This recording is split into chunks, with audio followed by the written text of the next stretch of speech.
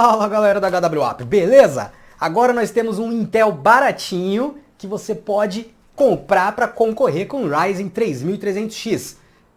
Não, claro que não é esse aqui. 10.100F Core i3 por menos de $100, entre 79 e 97 dólares. Concorrente do Ryzen 3300X que custa $120. Qual dos dois é melhor? Qual máquina você pode montar com esses dois processadores? Será que realmente para jogos vale a pena investir nesses processadores? É isso que nós vamos falar no vídeo de hoje. Antes da gente entrar no vídeo aí, você já se inscreve aqui. Meu nome é Júlio Abreu, se você não me conhece, caiu de paraquedas aqui, né, meu irmão? Então você já ativa a notificação, já se inscreve aqui no canal, dá uma olhada na descrição que a gente tem um grupo do WhatsApp que você pode fazer parte também. E aí a gente conversa sobre hardware, você pergunta diretamente lá pra gente. Rapaziada, há diferenças entre os dois processadores e não é só o preço, não. Embora overclockar um R3 3300X não seja das tarefas mais fáceis ou mesmo vá te dar um desempenho muito maior, ele é um processador desbloqueado, enquanto, obviamente, o 10100, o i3 10100 é um processador bloqueado, nada de overclock com ele. Ambos são 4 núcleos e 8 threads, faz a gente lembrar do 6700K, do 7700K, eles nem estão tão longe desses processadores não, viu? Hoje um i3 fica ali, lado a lado, com esses processadores antigos aí, né, da Intel. Com certeza com os da quarta geração eles pegam fácil. Só que hoje trabalhar com 4 núcleos para jogos, 4 núcleos e 8 threads, vai te deixar limitado em vários cenários. Ah, Júlio, mas eu vi chegando a 100 FPS esse processador. Cara, nada impede que você chegue a 100 FPS, mas com certeza um cache tão pequeno e um processador com tão poucos núcleos, o stuttering vai atrapalhar a sua experiência de uso em altas taxas de frames. Então a gente vai te indicar esses dois processadores, tanto o Ryzen, né, o Ryzen 3 3300X 4/8, como o Intel, o i3 10100, agora o F, que é o modelo mais baratinho, de menos de $100, sem vídeo integrado, por isso a sigla F depois da nomenclatura, né, 10100F, ambos têm um cache limitado e na AMD um pouco maior. Isso acaba atrapalhando quando o processador vai chamar informações que ele precisa lidar de forma rápida o tempo todo durante sua jogatina. Quando não tem espaço no cache, ele vai buscar isso na memória RAM, depois da memória, no HD, por aí vai. Só que essas memórias são muito mais lentas do que a memória interna do CPU, do que o cache, o L1, L2, L3. E nesse caso aqui, mesmo que você esteja a 100 FPS num jogo específico, depende da placa que você vai atrelar esses processadores, né? Vai faltar cache, vão faltar núcleos para que você tenha performance, uma experiência de uso aprazível, né, com várias pessoas num mapa num jogo online, como por exemplo um Battlefield 5, Battlefield 1, um COD, Warzone, um Fortnite. O que eu vou te orientar? Pode comprar esses processadores? Pode, com preço para você montar um PC de entrada. Compra uma GTX 1650, uma GTX 1650 Super, até uma 1660, sem problema nenhum. Compra uma RX 5600 e um R3 3300X. De boa. Só que o ideal seria que, óbvio, que você vai jogar em 1080p com essas placas, trave sempre a 60. Ah, mas o meu Fortnite está dando 120 FPS, não sei o quê. Verifique sempre qual o seu 0,1% e o seu 1% low. Trava nele. Ah, se tiver 80, trava 80. Você não vai ter uma tela muito mais do que 60 ou 75 Hz com um processador desse, eu imagino. Senão você está em cobertor curto, investindo só na tela e não investindo no hardware. Então, você deve ter uma tela 60 Hz, trava 60, cara, para você ter uma experiência com frame passing, com frame time, com uma constância muito maior. Porque isso acontecia, por exemplo, nos consoles da geração aí, que está saindo de linha. Eles tinham até uma GPU mais forte nas atualizações. Se você... Os carros passando aí, desculpa aí. Se você for parar para pensar no Xbox One X, por exemplo, ou no PS4 Pro, tinham GPUs mais fortes, só que o processador Jaguar era muito limitado. Então, mesmo que eles pudessem te trazer um pouco mais de quadro, 60 FPS, haviam sempre quedas bruscas que incomodavam. Então, os desenvolvedores sempre acabavam travando a 30 FPS em 1080p em vários cenários ou a 30 FPS em 4K para que houvesse constância, para que cada quadro coubesse dentro daquele espaço que a placa de vídeo conseguiu renderizar e o processador processar. O que isso significa? Vamos supor que você tenha 60 FPS de uma forma e 60 FPS de outra. 60 FPS bons, 60 FPS ruins. Como que isso na prática incomoda você e por que que isso acontece? Você vai entender, vem comigo. 60 FPS bons, eles estão sempre sendo produzidos os quadros a 16.6 milissegundos. O Riva Tuner está mostrando para você que essa é a média, 16.6, porque você tem 60 quadros, então a média do frame time é de 16.6. Só que se você não vê uma linha de gráfico, se você só vê o número, você não sabe como isso está acontecendo de verdade. Às vezes você tem 60 quadros dentro de um segundo, só que um quadro tem 16.6 milissegundos para ser renderizado. O outro está em 32 e na sequência está em 8. Então você está entendendo que durante um segundo eles vão conseguir encaixar 60 quadros, só que cada um está vindo num espaço de tempo. Uma hora você tem um quadro muito rápido, a outra hora você tem um quadro chegando mais de 30 milissegundos e vai te dar um engasgo, um stutter, e você vai ter um sentimento, uma sensação de incômodo. Então por isso que muitas vezes no console era travado a 30 mesmo.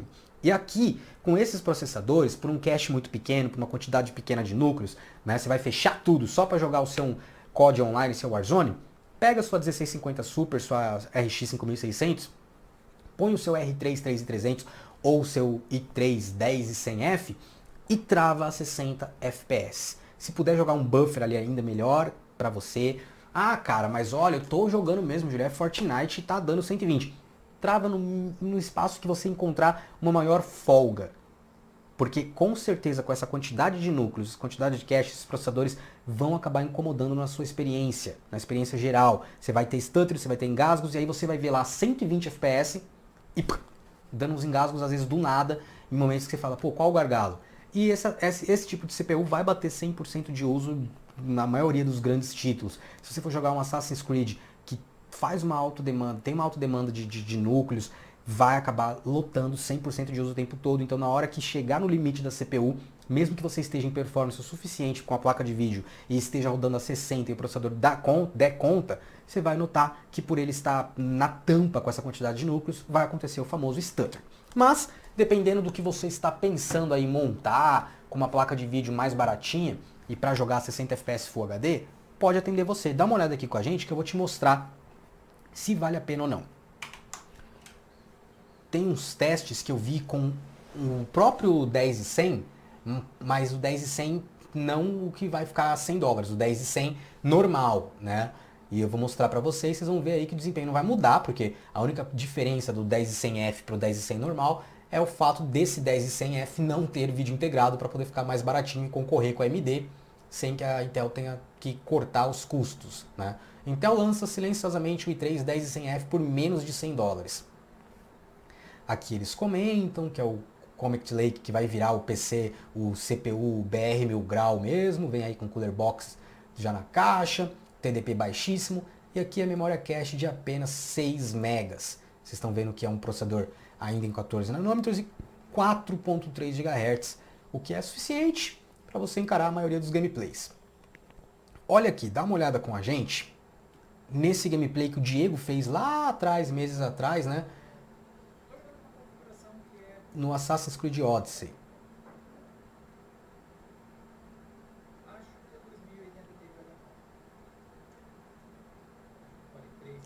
Vocês viram aí que ele colocou em Full HD.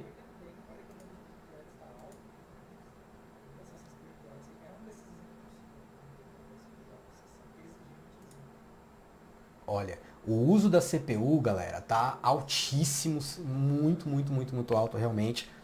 Vou até colocar aqui para vocês, ó. Vocês estão vendo aí que nós estamos falando de 100% de uso em todos os núcleos, em todas as threads. Ou pelo menos muito próximo disso. E tá levando ali a 60 FPS e ele tá com uma 2080 Ti. Isso em Full HD, então você imagina o gargalo que isso gera com uma placa de alto desempenho. Como eu falei no começo do vídeo, obviamente você vai atrelar esse processador aí a uma GTX 1650, 1650 Super, 1660 no máximo, né? Ou uma RX 5600 XT, RX 480, 470. Fala aí nos comentários qual placa você gostaria de colocar com esse processador. Vocês vão ver que ele testou também no Battlefield 5. Você consegue, como eu tinha falado antes, uma taxa de quadros boa. Só que olha como o processador está sempre a 100 FPS, a 100% de uso. ele até comenta ali, você está sempre a 100% de uso no processador, na maioria dos cenários, né? A placa de vídeo sendo gargalada fortemente, é óbvio, né? Porque não é uma placa para você atrelar com esse processador, ele está limitando o processador, né? Então por isso ele colocou uma placa mais forte, mais parruda, mas você tá vendo que, pô, tá trabalhando acima de 100 FPS, Júlio. É 1.3. Você sempre fala que para trabalhar nessa margem você precisa de um 3600X, né? De um 9600K. Sim, continuo falando e é isso mesmo. Porque você vê que esse 100% de uso que o processador tem, diversas vezes quando bate o 100% ele tem um stutter, ele tem um engasgo.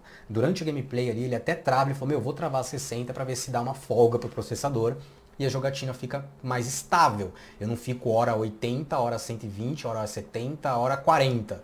Né? A mínima ali, 1% low, ficou em 51. Mas você tá rodando a 100 FPS e de repente cair para 51, isso gera um incômodo. Fora quando há o stuttering, que é o travamento pesado mesmo, né?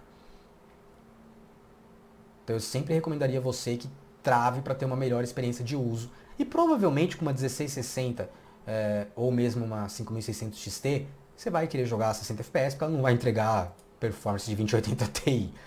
Aqui já ali testando, acho que é no Red Dead Redemption.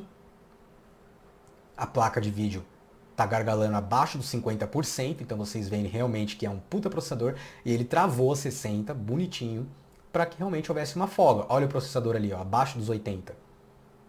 Então, se você coloca, nesse caso aqui, exatamente isso que vocês estão vendo aí, ó, a 60 FPS travadinhos, bonitinhos, correndo a 60 o tempo todo.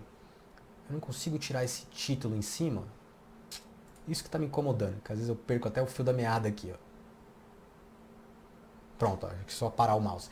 Se ele trava a 60 FPS, como vocês estão vendo ali, né, e dá essa folga para o processador, você vê que o processador trabalha 70, 80, 60 e poucos por cento de uso por thread, né, por núcleo, por thread, numa temperatura razoável, e o jogo fica o tempo todo a 60, e o frame time, você vê ali que a média é 16.6 por causa dos 60 FPS, e vocês percebam ali aquilo que eu tinha falado para vocês do gráfico, que logo abaixo, a linha do gráfico é muito tênue. Ela não tem grandes variações. De vez em quando deve sair dos 16.6, mas você vê que o tempo todo ela está retinha, a linha do frame time ali bem colar abaixo do frame time, do lado ali do 16.6, ela não tem grandes variações e isso gera uma performance bem suave, tranquila para você jogar a 60 FPS. Aí você fala, bom, então se leva uma 2080 Ti a 40% de uso, qual placa que tem essa performance? Você vai apostar para atrelar essa CPU, uma 1660, como eu falei, uma 1650 Super, e vai tirar o máximo delas. Isso que vai acabar sendo razoável para você.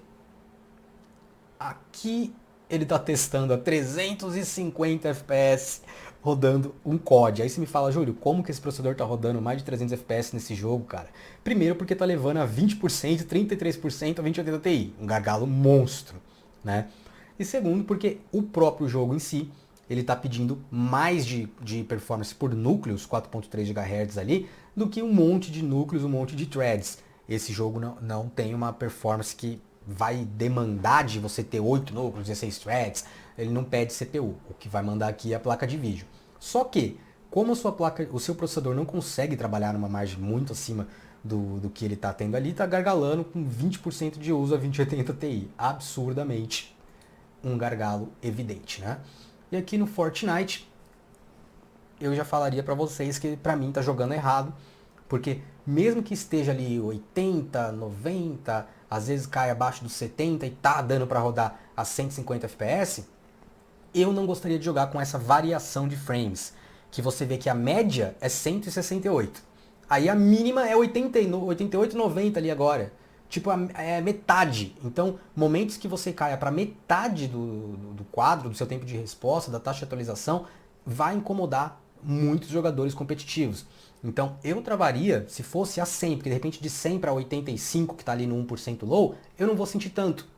De 100 para 84, não vou sentir. De 120 que seja, se você tiver monitor para isso. Agora de 170 na média, olha, acabou, ele está mostrando exatamente isso. Caindo para 53, 50 ali, isso incomoda a maioria das pessoas. Então, mesmo que você tenha placa de vídeo para isso, né, que ali o gargalo que estava correndo com a 2080 Ti é gigantesco, então mesmo que você tenha uma 1650 Super, uma 1660, uma 1660 Ti, o recomendado é que você trave e manere um pouquinho aí nessa questão da taxa de atualização, né, do frame rate que você quer buscar. Aqui você vê que o próprio Tectons Hardware também trouxe essa notícia. A Intel lança silenciosamente o i3 10100F para combater o Ryzen 3300X.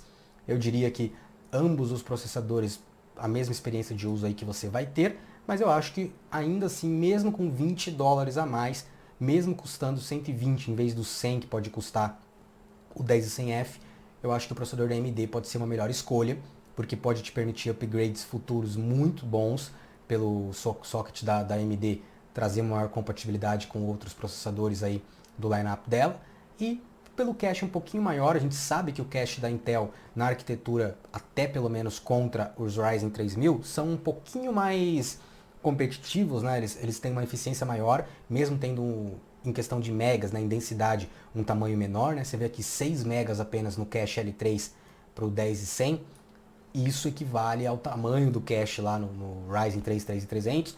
Então a arquitetura em si da AMD não é tão eficiente quanto da Intel nesse ponto. Agora nos Ryzen 5000 isso já muda, né? Já acabou essa latência que tinha da AMD, mas ainda assim eu iria no Ryzen 3300X por ele ser desbloqueado, mesmo com os $20 a mais e por ser um processador com cache um pouquinho maior.